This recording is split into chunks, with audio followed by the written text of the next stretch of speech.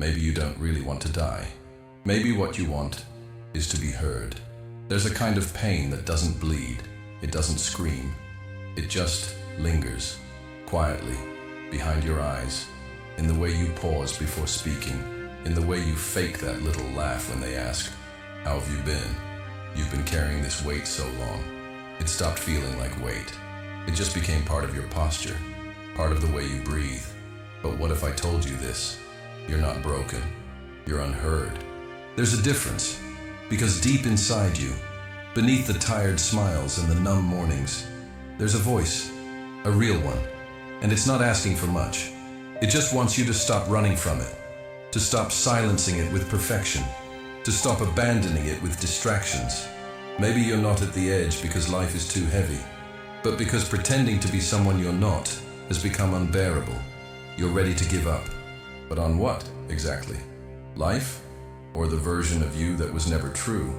You're tired of trying to be okay, of pretending that functional means alive. But listen, what if this isn't your breaking point? What if this is your becoming point? What if the part of you that wants to collapse is the same part that's ready to be real? Not perfect, not impressive, just real. And here's the hardest truth. To really hear yourself, you have to stop trying to be who you think you should be. That's where it begins. Not with fixing, not with answers, but with one quiet moment where you stop fighting the truth of how much it hurts. And for the first time, you let it speak. Are you ready for that? Because maybe this pain, this silence, this urge to give up isn't the end of you. Maybe it's the first honest sentence of who you've always been. You've learned how to disappear without leaving the room, how to be present without being you. There's a theater that no one talks about, the one where the stage is your life and the role is who they need you to be. You've played it so well that even your silence feels scripted. Your smile, your gestures, your "I'm fine," they're rehearsed, perfected for approval, for survival. And maybe no one ever told you this, but that mask you wear, it's heavy, not just on your face, on your soul. There's a quiet performance happening every day. You nod when you disagree. You laugh when you want to cry. You go along just to stay in the room even when the room erases you. You don't just hide your truth. You shrink for others to feel comfortable. You lower your volume to keep the peace. You bend until your spine forgets how to stand. It's not just people-pleasing. It's soul-abandoning. But here's the real question. Who are you trying to please? If not even you like the version they love. We call it being strong. We call it doing what's necessary. But deep down, it's self-denial dressed as virtue. You were never taught how to say no without guilt. You were never told that it's okay to outgrow people, that leaving behind an identity is not betrayal, it's awakening. So now, you live in this invisible prison, a glass box where everyone sees you, but no one really sees you. Because the you they see isn't the one who's dying to be known. This isn't living, it's emotional ghosting. It's waking up every day and pretending you're not suffocating under your own silence. And it's not your fault. You were trained to perform, to behave, to adapt, to earn love like it was a reward for good behavior. But love isn't supposed to be earned. Truth isn't supposed to be filtered. And your soul isn't here to impress. It's here to express. Can I ask you something? When was the last time you said something you really meant without editing it for impact? When was the last time your words felt like you? Not the version of you that sounds more acceptable. This is the prison of self-denial. It's built out of praise, out of roles, out of habits that kept you safe, but now keep you small. You've worn so many masks, you've forgotten what your real face feels like, and that's why it hurts. That's why you feel like a stranger in your own life. Because the version of you that functions isn't the version of you that feels.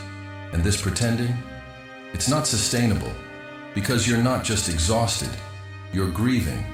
Grieving the parts of you that you left behind just to belong. Let that sink in. You didn't lose yourself. You left yourself so they would stay. And now, you're here. Half in, half out. Living a life that doesn't reject you, but doesn't recognize you either. That's the slow suffocation. Not the pain itself, but the quiet agreement to stay invisible in order to be accepted. So what if, just what if, you stopped performing? Not all at once, just in small ways.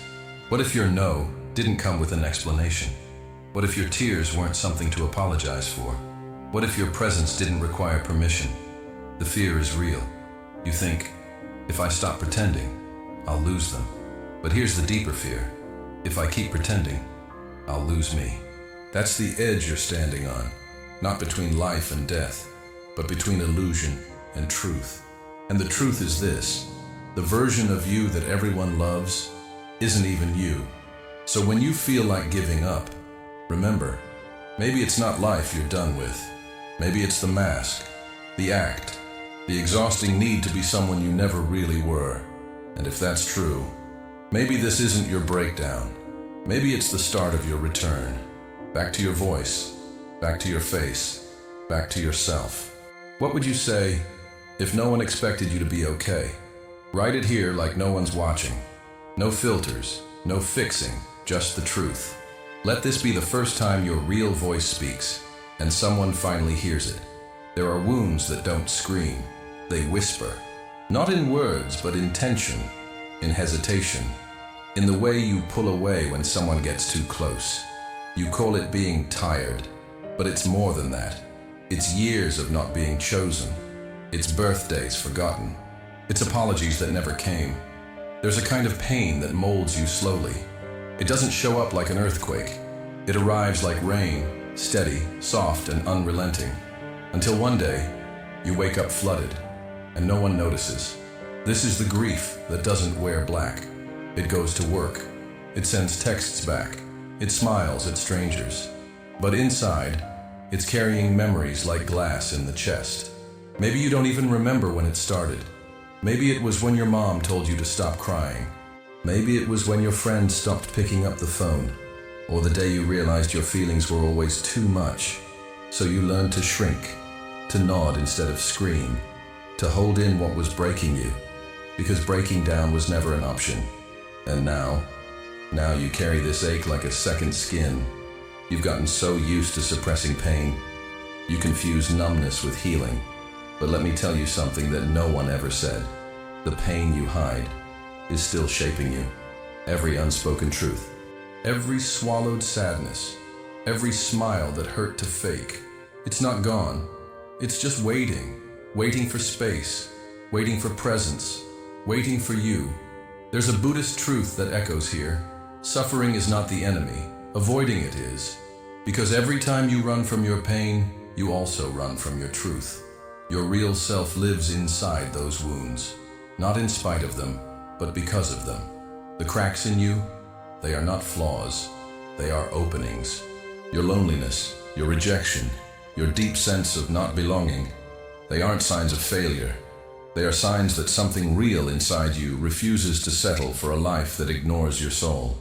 And yes, it hurts, but pain is honest. It's the only part of you that can't lie. So if you've been wondering, why do I feel this way? The answer might be simpler than you think. Because you're ready. Ready to feel what you've been avoiding. Ready to grieve what you've lost. Ready to stop pretending you're fine when you're not. Let that be okay. Let yourself ache. Let the tears come without reason. Tears don't need a story. They are the story. You don't have to earn the right to feel. You don't need permission to be in pain. You're not dramatic. You're not broken. You're not weak. You're waking up. Because that's what this is. Not a breakdown, not depression, but the beginning of something sacred, the unraveling of everything false, so you can finally meet what's real. So no, don't rush to fix this. Don't try to explain it away. Just stay with it. Stay with you. Because buried in your sadness is a version of you that's never been met. And maybe, just maybe, this pain isn't here to destroy you. Maybe it's here to introduce you to yourself. Letting go isn't the same as giving up. One comes from despair, the other comes from truth. You've been holding so tightly to people, to identities, to the version of yourself that once made sense, but no longer fits, and it's exhausting. Not because you're weak, but because nothing real should require this much force to maintain. You've been taught that letting go is failure, that to release something means you didn't try hard enough. But what if it's the opposite? What if letting go is what happens when your soul is finally strong enough to stop pretending? There's a freedom in surrender that the world doesn't teach. It looks like peace. It feels like breathing for the first time after years of shallow survival. You don't have to fight to be loved. You don't have to earn space in someone's life. You don't have to wear a personality that fits the room. Imagine walking barefoot through your truth. No costumes, no rehearsals, no need to impress. Just you, as you are, unclenched, unfiltered, untamed. That's what letting go offers. Not emptiness, not loneliness, but clarity. Like fog finally lifting, like noise finally silencing, like you finally remembering your own voice after years of speaking in scripts. Yes, it's scary to release the roles you've played, to stop chasing validation, to let the world misunderstand you. But here's the paradox. The more you release, the more you return. The more you stop trying to be chosen, the more you realize you never needed to be picked to matter. We've confused love with approval, acceptance with applause. But love that requires performance is not love, it's control. So what would it mean to stop curating yourself? To show up in spaces and say, this is me, whole, flawed, enough. You're not here to be easy to digest. You're here to be true. And when you drop the need to be understood, something beautiful happens. You understand yourself.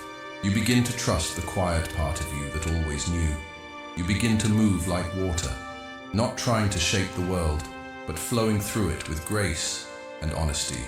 Letting go is not passive, it's powerful. It says, I choose peace over performance, truth over attention, myself over the illusion of being liked. It doesn't mean you stop caring. It means you care without attachment. You love without losing. You give without emptying. This is the middle path, not the cold path of indifference, not the burning path of obsession, but the warm, steady walk of someone who has returned to their own breath. So if your hands are tired, if your heart feels worn from clenching so hard, open them, let go, not out of defeat, but out of wisdom. Because what's real for you will never require you to betray yourself to keep it. And what you release now might be the very thing that makes room for who you've always been beneath it all. No more begging to belong. No more apologizing for your depth. No more fighting to fit in spaces that were never meant to hold your truth. Walk away if it costs your peace. Say goodbye if it keeps you small. Rest, not because you're weak, but because strength without stillness becomes self-destruction. And in this resting, this releasing, you'll find something radical. You're already enough. You always were. No one can take that from you. Not if you finally stop trying to be what you never had to be in the first place. There's a moment in healing that feels like nothing is happening. No breakthrough, no clarity, no rush of insight, just silence. But what if that silence isn't the absence of progress? What if it's the presence of you? You've spent so long trying to fix yourself, trying to find the answer, trying to do something to escape the ache, that you forgot. Not everything broken needs to be put back together. Some things need to be let be. This is where surrender begins. Not as a grand gesture, not as a dramatic revelation, but as a soft, unresisting breath. A quiet, internal whisper. I don't have to fight anymore. Because healing doesn't always look like action. Sometimes it looks like sitting on the floor of your life, with no plan, no mask, no script, just presence. And that's terrifying, because when there's nothing left to do, you finally hear what's been waiting in you. The grief, the shame, the unloved parts, the child you abandoned to survive.